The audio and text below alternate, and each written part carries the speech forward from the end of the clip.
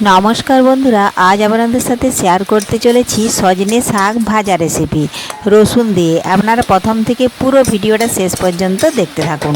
চলুন তাহলে শুরু করি। তো দেখুন বন্ধুরা, সজনে শাক আমি আগে থেকেই কিন্তু বেছে নিয়েছি, কারণ পাড়ার বেছে নেওয়াটা দেখাতে গেলে ভিডিওটা অনেকটা বড় হয়ে যাবে।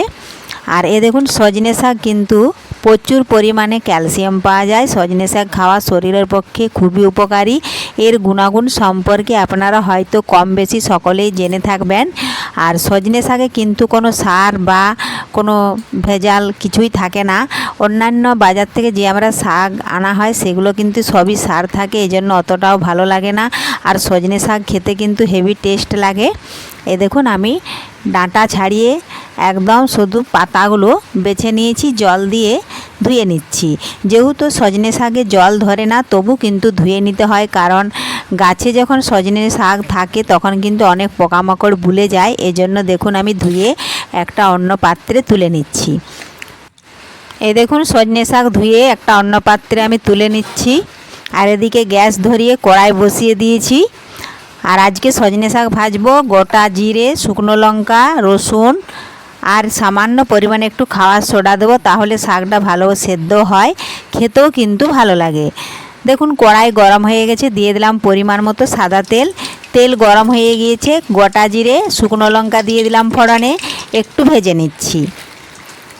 আর এদিকে শাকের মধ্যে দেখুন সামান্য পরিমাণে আমি একটু খাওয়ার সোডা দিয়ে দিচ্ছি, আর সামান্য পরিমাণে একটু লবণও দিয়ে দিলাম। দেখুন খুব বেশি লবণ দেওয়ার দরকার নেই। তো দেখুন ভেজে নিয়েছি গোটা জিরে, শুকনো লঙ্কা, এরপর দিয়ে দিলাম থেতো করে রাখা কয়েক কোয়া রসুন কুচি।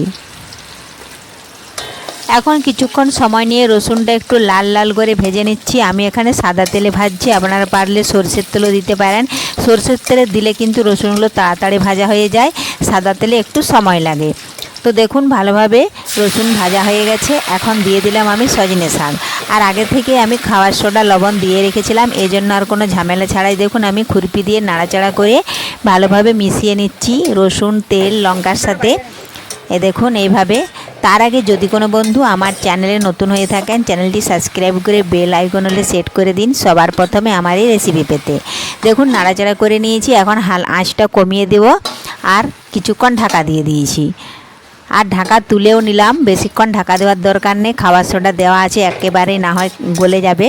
আর দেখুন খুব সুন্দর সেদ্ধ হয়ে গেছে। যেটুকু শাকের গায়ে জল আছে সেটাও কিন্তু এইভাবে নাড়াচাড়া করতে করতে আমি জলটা শুকিয়ে নেব। দেখুন এই যে সাদা সাদা বাষ্প উঠছে, এটা কমে গেলেই কিন্তু সজনে শাকের গায়ে জল শুকিয়ে যাবে। দেখুন এই পদ্ধতিতে যদি সজনে শাক ভাজা হয়, গরম গরম ভাত সজনে শাক ভাজা দিয়েই কিন্তু এক থালা ভাত উড়ে যাবে। দেখুন আমি আবারও একটু ঢাকা দিয়ে দিচ্ছি। এই ঢাকা দিয়েই কিন্তু আমি ভেজে নেব সজনে শাক। তো আপনারাও বাড়িতে এই পদ্ধতিতে একবার সজনে শাক ভেজে দেখুন। রসুন, লঙ্কা আর সামান্য পরিমাণে খাওয়ার সোডা, একবার খেলে কিন্তু বারবার খেতে ইচ্ছে করবে, অন্য শাক খাওয়া কিন্তু ভুলেই যাবেন। তো দেখুন সজনে শাক ভাজা কিন্তু কমপ্লিট হয়ে গেছে, এখন একটা অন্য পাত্রে নামিয়ে নেব। তো আজকের এই রেসিপি বন্ধুদের ভালো লেগে থাকলে অবশ্যই লাইক, শেয়ার, কমেন্ট করতে ভুলবেন না। ধন্যবাদ।